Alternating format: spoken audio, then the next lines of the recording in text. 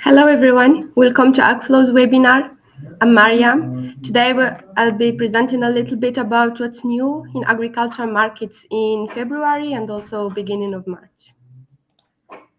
So to start, we start with Ukraine. So far, most of Ukraine's winter grain crop, winter wheat and barley particularly, are in good condition and could produce a good harvest according to Ukraine's Academy of Agricultural Science.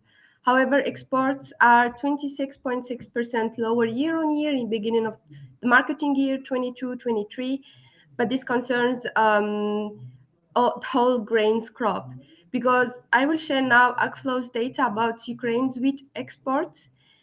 I will go to the app and I will choose Ukraine as the export country and then the commodity.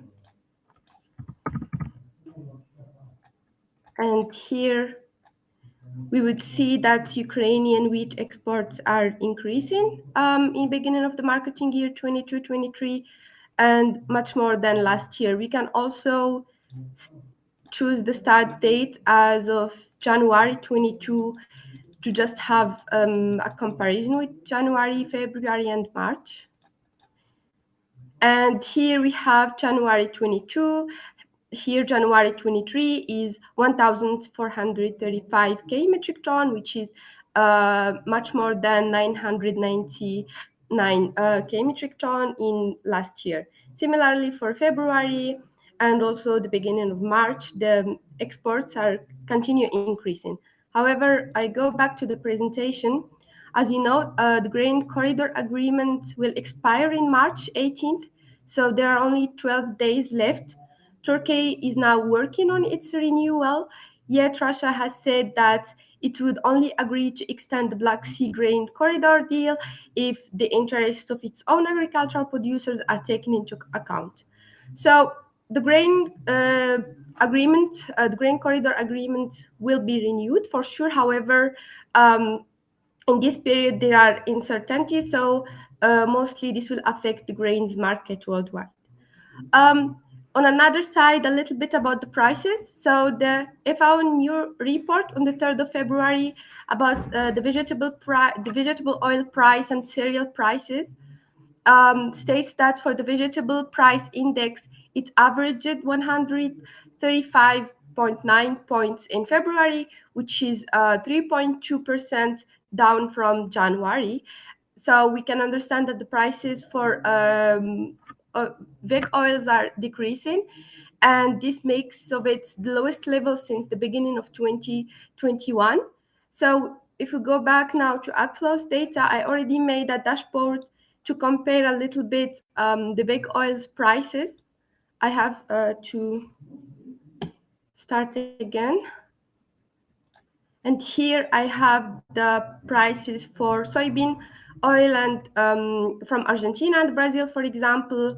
I will expand the graph, and here we can see that prices continue decreasing if we compare with last year in May 22, and now the prices are continue decreasing even in the beginning of 23. So here I zoom a little bit to just compare from February and January, and here we can see that the trend is still negative.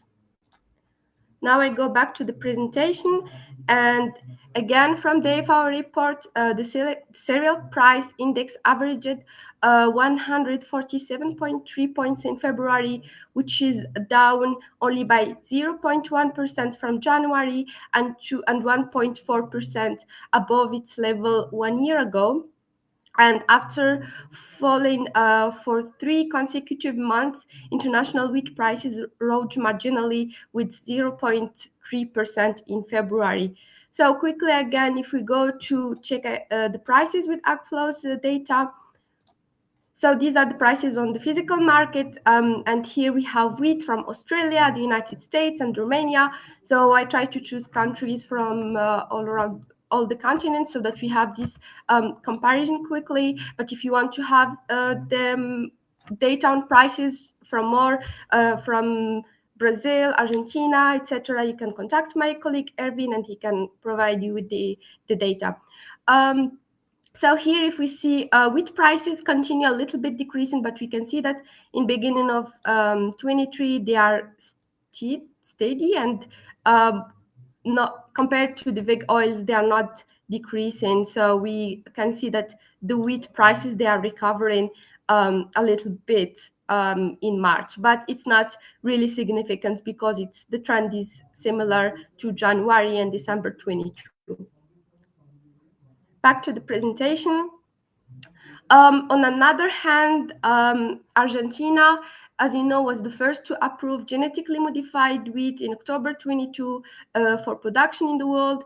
But now this month, we know that Brazil followed by approving for the first time genetically modified wheat using wheat HB4 that is developed by Biocer, and this will increase the competitiveness of Brazil for wheat, especially that the country doesn't export much, such as Argentina or the Black Sea countries.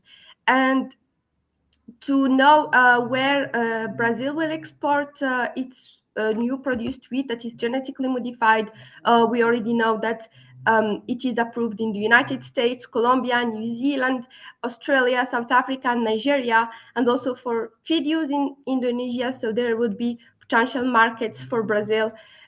We can have just a quick look on Brazilian exports and imports for wheat for this year. So I go back to AgFlow's data, and here I will choose the commodity as first. And I will first look at Brazilian exports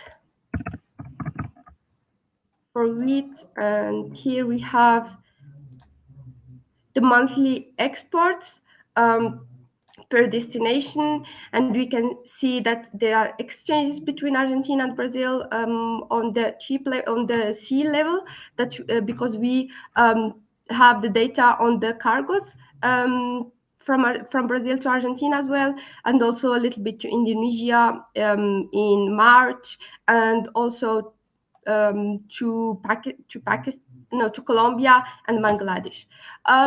If we check the Brazilian imports for wheat, okay.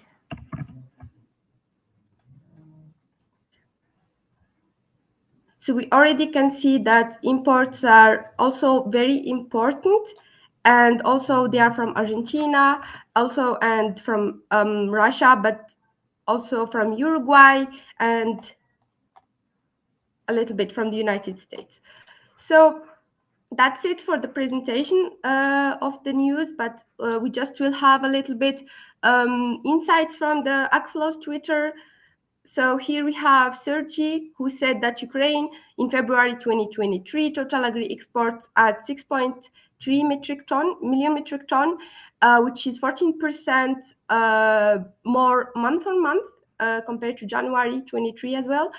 With record high exports by small Danube river ports at 451 million metric ton. Big Odessa terminals share in total February exports somewhat declined because of uncertainties. As you know, in Ukraine, many insurers now they don't want to insure Ukrainian exports because of the uncertain situation with Russia. Here we have Chuchar Agarwal, who said that Russia-focused agricultural consultancy Sobicon said on Wednesday that it had lowered its 2023 Russian wheat crop forecast to 85.3 million metric ton compared to the primary estimates that were 86 million metric ton due to challenging winter weather conditions. And finally, here we have Sisov, who said that India has been very dry and hot recently, and temperatures are expected to remain elevated. How bad will be the next wheat crop, or is it too late to impact it as the harvest is already underway? So, if it's the period of harvest, I don't think that this is a big problem. However, for the planting season and for the new crop of the summer wheat, it might be a problem for the soil moisture. That's it for today. Thank you for watching this video. If you like it, please, you can follow AgFlow on Twitter. You can follow me as well. And if you have any questions, please contact my colleague Erwin. Thank you very much.